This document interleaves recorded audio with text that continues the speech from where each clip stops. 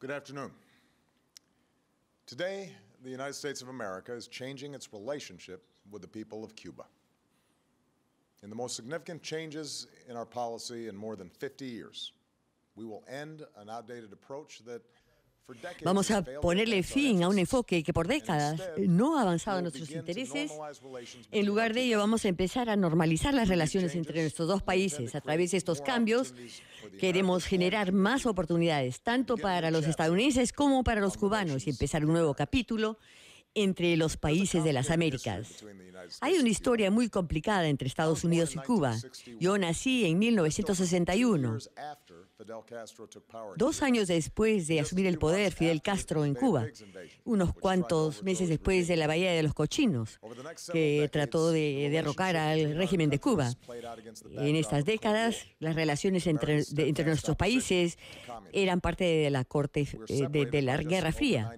Nuestra oposición al comunismo, nuestra separación, nuestra distancia eran 90 millas, pero de año en año una barrera ideológica se endureció entre nuestros dos países. Mientras tanto, la comunidad de exiliados cubanos en Estados Unidos han hecho enormes contribuciones a nuestro país en política, en negocios, en cultura, en deportes. Como inmigrantes anteriores, los cubanos ayudaron a reconstruir a Estados Unidos por más que añoraban su tierra. Todo esto vinculó a Estados Unidos y a Cuba de una manera singular. Con orgullo, Estados Unidos ha apoyado la democracia y los derechos humanos en Cuba a lo largo de estas 5 décadas, y lo hemos hecho a través de políticas cuyo objetivo era aislar la isla, evitar el viaje, el comercio. Y aunque esta política estaba basada en las mejores de las intenciones, ningún otro país está con nosotros imponiendo esas sanciones, y ha tenido poco efecto, más allá de darle al gobierno cubano la razón para restringir a su gente. Hoy Cuba sigue siendo gobernado por el Partido Comunista y los Castros, que asumieron el poder hace medio siglo. Ni la gente de Estados Unidos ni de Cuba le sirve una política rígida, arraigada en tiempos antes de que muchos de nosotros nacimos. Tampoco teníamos relaciones, ahora tenemos relaciones con China, que también está gobernada por un partido comunista. Hace 2 décadas reanudamos nuestras relaciones con Vietnam, donde libramos una guerra que mató a más estadounidenses que ningún otro enfrentamiento bélico. Así, por eso, cuando yo asumí la presidencia, prometí cambiar la política hacia Cuba. Primero, eliminamos la prohibición de cubanos en Estados Unidos a viajar a Cuba.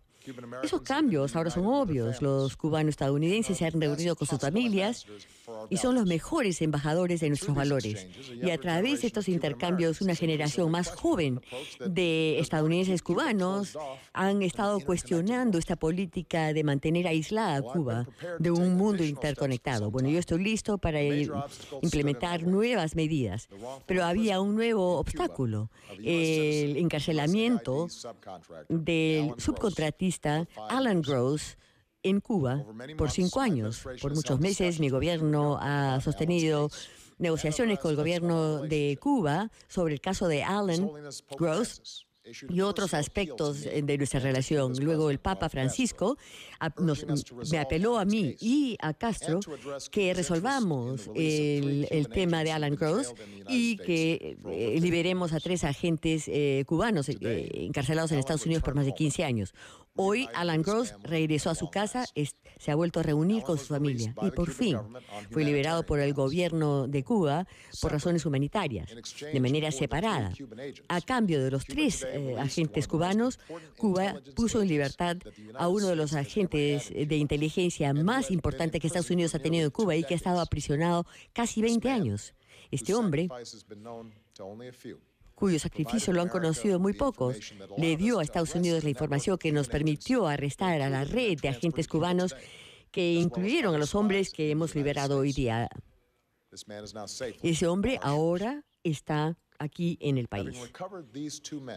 Al haber recuperado a estos dos hombres que se sacrificaron por nuestro país, ahora estoy tomando medidas para poner los intereses de los pueblos de ambos países en el corazón de nuestra política. Primero, le he dicho al secretario Kerry que empiece discusiones con Cuba para restablecer relaciones diplomáticas que no han existido desde 1961. Luego, abriremos una embajada en La Habana y funcionarios de alto rango visitarán Cuba. De esa manera, donde podemos avanzar intereses en común como medicina, contraterrorismo, tráfico de drogas, respuestas de emergencia.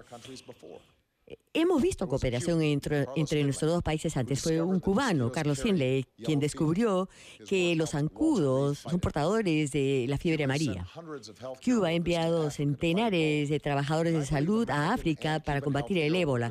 Yo creo que los trabajadores de salud de Estados Unidos y de Cuba deben trabajar uno al lado del otro para detener esta enfermedad mortal. En aquellos puntos donde estamos en desacuerdo, suscitaremos estos temas, por ejemplo, en temas de democracia y derechos humanos en Cuba. Pero yo creo que podemos hacer más para apoyar a la gente de Cuba y promover nuestros valores interactuando con ellos. Estos 50 años han demostrado que el aislamiento no funciona. Ha llegado la hora de un nuevo enfoque. En segundo lugar, le he dicho al secretario Kerry que revise la designación de Cuba como patrocinador de terrorismo. Esto estará basado en los hechos y en la ley. El terrorismo ha cambiado en las décadas recientes. En momentos que enfocamos en amenazas de Al-Qaeda a ISIL, un país que renuncia al uso del terrorismo no debe tener ese tipo de sanción. 3. Estamos tomando medidas para aumentar los viajes, el comercio y el flujo de información a Cuba y de Cuba. Yo creo esto es fundamentalmente sobre libertad y apertura, y también expresa mi creencia en el poder de cuando la gente actúa en conjunto. Así que estadounidenses ahora podrán viajar a Cuba, usar tarjetas de crédito y de débito estadounidenses en la isla. Nadie representa mejor los valores de Estados Unidos que la gente de Estados Unidos. Yo creo que este contacto, en última instancia, va a ser más para darle más poder al pueblo cubano. También pienso que más recursos deben poder llegar a la gente de Cuba. Así que estamos aumentando las remesas, los límites de remesas. Yo creo que las empresas estadounidenses no deben estar en desventaja, que un mayor comercio es bueno tanto para los estadounidenses como para los cubanos. Así que vamos a facilitar transacciones autorizadas entre Estados Unidos y Cuba. Instituciones financieras de Estados Unidos podrán abrir cuentas en instituciones financieras cubanas y será más fácil que los exportadores estadounidenses vendan bienes en Cuba. Yo creo en el libre flujo de la información. Lamentablemente, nuestras sanciones le han negado a los cubanos acceso a tecnologías que han dado mucho poder a individuos por todo el mundo. Así es que voy a promover las conexiones entre Estados Unidos y Cuba, y de manera que las empresas de ambos países se van a poder comunicar mejor. Y esos son los tipos de medidas que yo puedo tomar como presidente para cambiar esa política. El embargo, impuesto ya por décadas, ahora ha sido codificado en legislación.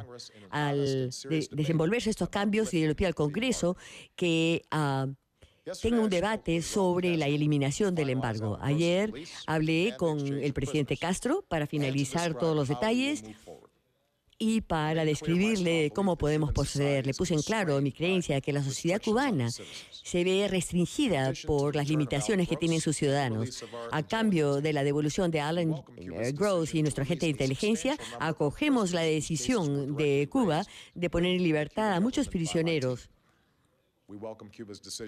Acogemos la decisión de Cuba de dar mayor acceso a sus ciudadanos al Internet y de seguir aumentando su participación en instituciones internacionales como las Naciones Unidas y la Cruz Roja Internacional, que promueven valores universales. Pero no me hago ilusiones con respecto a las barreras a la libertad que continúan en Cuba. Estados Unidos piensa que ningún cubano debe ser hostigado o ser arrestado o simplemente por ejercer su derecho universal a que se oigan sus voces, y seguiremos apoyando a la sociedad civil en ese país. Si bien Cuba ha hecho reformas para abrir su economía, seguimos pensando que los trabajadores cubanos deben tener la libertad de formar sindicatos y sus ciudadanos deben poder participar en el proceso político. Además, en vista de la historia de Cuba, yo anticipo que va a perseguir políticas exteriores que se oponen a los intereses de Estados Unidos. Ahora, yo anticipo que estos cambios transformen de la noche a la mañana a la sociedad cubana, pero sí estoy convencido que a través de una política de participación podemos afirmar nuestros valores y ayudar a los cubanos a ayudarse a sí mismos en el siglo XXI. Aquellos que se oponen a las medidas que estoy anunciando hoy, quiero decir, yo respeto su pasión y comparto su compromiso a la libertad y a la democracia. La cuestión es cómo mantenemos ese compromiso. Yo no creo que podemos seguir haciendo lo mismo que hemos estado haciendo por 5 décadas y esperar un resultado diferente. Lo que es más, no le conviene a los intereses de Estados Unidos ni al pueblo cubano tratar de empujar a Cuba al colapso. Por más que eso pudiera funcionar, y no ha funcionado por 50 años. Sabemos por la experiencia que los países pueden tener transformaciones más duraderas si su gente no está sometida al caos. Le pedimos a Cuba que libere el potencial de 11 millones de cubanos, poniéndole fin a sus limitaciones a sus actividades políticas, económicas, etc. Y en ese espíritu no debemos permitir que las sanciones de Estados Unidos agreguen a la carga de los ciudadanos cubanos que estamos tratando de ayudar. Al pueblo cubano, Estados Unidos les extiende la mano en amistad. Algunos de ustedes han visto hacia nosotros como una fuente de esperanza y seguiremos brillando la luz de la libertad. Otros nos ven como un colonizador y que quiere controlar su futuro. Como dijo José Martí, la libertad es el derecho de todas las personas a ser honestas. Hoy estoy siendo honesto con ustedes. No podemos borrar la historia entre nosotros, pero consideramos que ustedes deben poder vivir en libertad y en autodeterminación. Los seres humanos tienen un dicho sobre la vida cotidiana. No es fácil. No es fácil. Hoy Estados Unidos quiere ser amigo para ayudar a hacer la vida de los cubanos normales y corrientes más libres, más prósperos. A aquellos que han apoyado estas medidas, les agradezco por habernos ayudado en nuestros esfuerzos. En particular, quiero agradecer a su santidad, el Papa Francisco, cuyo ejemplo moral nos muestra la importancia de perseguir un mundo tal como debe ser, simplemente de aceptar el mundo tal cual es. El gobierno de Canadá, que fue anfitrión de nuestras discusiones con el gobierno de Cuba, y un grupo bipartidista de congresistas que han trabajado sin cesar para la liberación de Alan Gross y para un nuevo enfoque de hacer avanzar nuestros intereses, tanto para Cuba como para Estados Unidos. Nuestro cambio político hacia Cuba viene un momento de un nuevo liderazgo en las Américas. Este mes de abril estamos preparados para acoger a Cuba en la Cumbre de las Américas.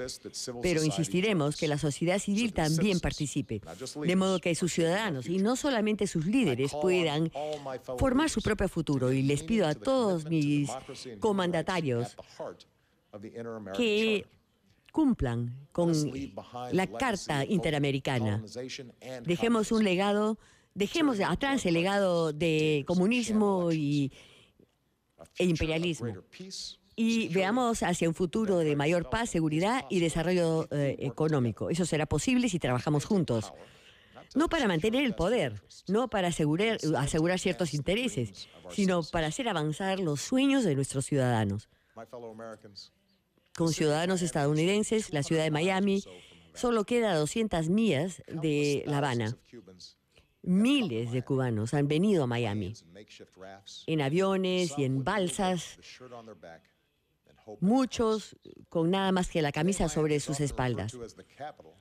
Hoy a Miami se le conoce como la capital de América Latina.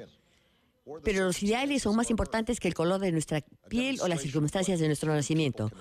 Una demostración de lo que puede lograr el pueblo cubano y la apertura de Estados Unidos a su familia al sur.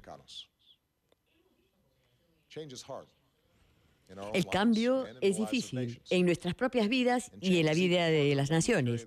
Es incluso más difícil cuando llevamos la carga de la historia sobre nuestros hombros. Pero hoy estamos haciendo estos cambios porque es lo correcto. Hoy Estados Unidos ha decidido romper con las cadenas del pasado y promover un mejor futuro para el pueblo cubano y el pueblo estadounidense, para todo nuestro hemisferio y para todo el mundo. Muchas gracias. Que Dios los bendiga. Que Dios bendiga a Estados Unidos.